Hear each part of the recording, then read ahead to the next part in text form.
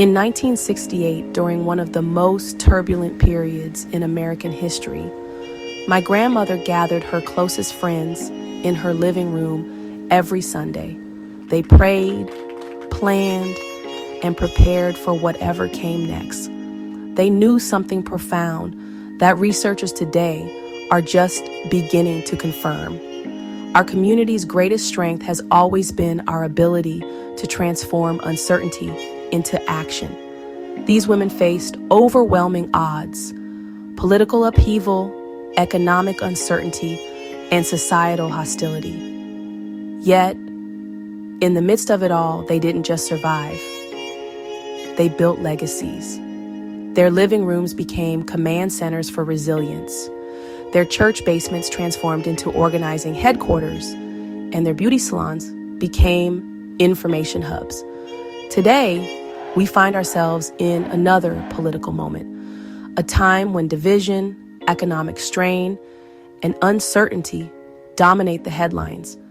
But if we look closely, we can see the echoes of our foremothers' strategies in how we navigate these challenges. Their wisdom, now backed by modern research, offers us a blueprint for thriving in the face of adversity. My grandmother's Sunday gatherings weren't just social. They were what psychologists today call resilience circles.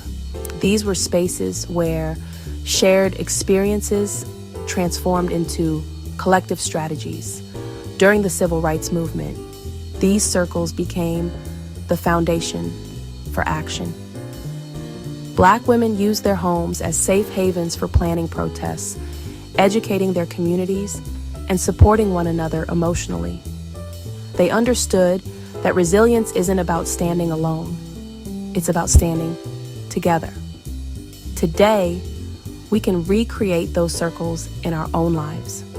Identify 5 to 7 trusted people who share your values, but bring diverse perspectives.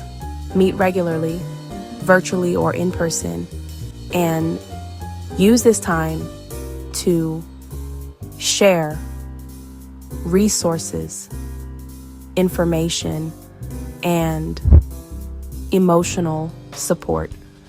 These circles aren't just for survival, they're for collective transformation. Our grandmothers also taught us to prepare financially. They believed in saving for a rainy day, and many of them created multiple streams of income. This wasn't just common sense. It was an act of resistance in a world designed to limit their opportunities. Research now shows that communities with economic diversification are far more resilient during times of political and financial uncertainty. Supporting Black-owned businesses, building emergency funds, and investing in our communities aren't just smart, it's necessary. Start small. Build an emergency fund that covers at least 6 months of expenses. Explore ways to diversify your income, whether that's through side hustles, investments, or community ventures. And whenever possible, invest in businesses that uplift and empower your community. Another thing our foremothers knew was the power of strategic silence. They understood that you don't need to respond to every attack or fight every battle. This is what psychologists today call strategic conservation of energy. They chose their moments wisely, when to speak out, when to act, and when to conserve their energy for the battles that truly mattered.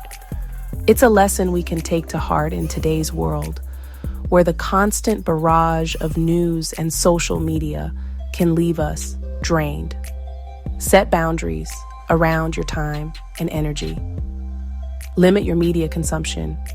Focus on causes where you can have the greatest impact, and don't hesitate to step back when you need to recharge. Remember, resilience isn't just about action. It's about knowing when to pause. Our grandmothers also relied on the grounding power of cultural and spiritual practices. Whether it was through prayer, song, or storytelling, they used these rituals to renew their strength and stay connected to something greater than themselves. These traditions weren't just comforting, they were powerful tools for resilience.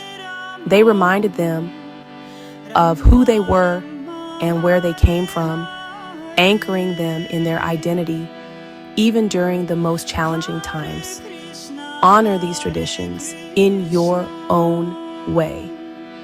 Whether it's creating rituals for self-care, connecting with your faith, or practicing mindfulness, these acts of renewal can help you navigate uncertainty with purpose and clarity.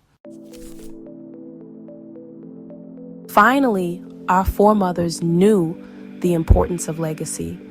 They documented family histories, passed down wisdom, and created systems to ensure that future generations would be stronger than the last. Today, we have even more tools to preserve that legacy. From recording oral histories to creating digital archives, we can ensure that the lessons of the past aren't forgotten. Start by documenting your own family's story. Share your knowledge with younger generations and create systems for passing on this wisdom. Remember, the work you do today isn't just for you, it's for those who come after you. This is why spaces like Align and Thrive are so important. They're the modern equivalent of those living room gatherings, a place where wisdom is shared, strategies are developed, and resilience is built collectively. Imagine having access to regular strategy sessions, economic resources, mentorship, and a supportive community that helps you transform anxiety into action. That's what Align and Thrive is all about. As Maya Angelou said, you may not control all the events that happen to you, but you can decide not to be reduced by them. Let's honor the wisdom of our foremothers by not just surviving, but building a legacy together. Click the link in my bio to join us.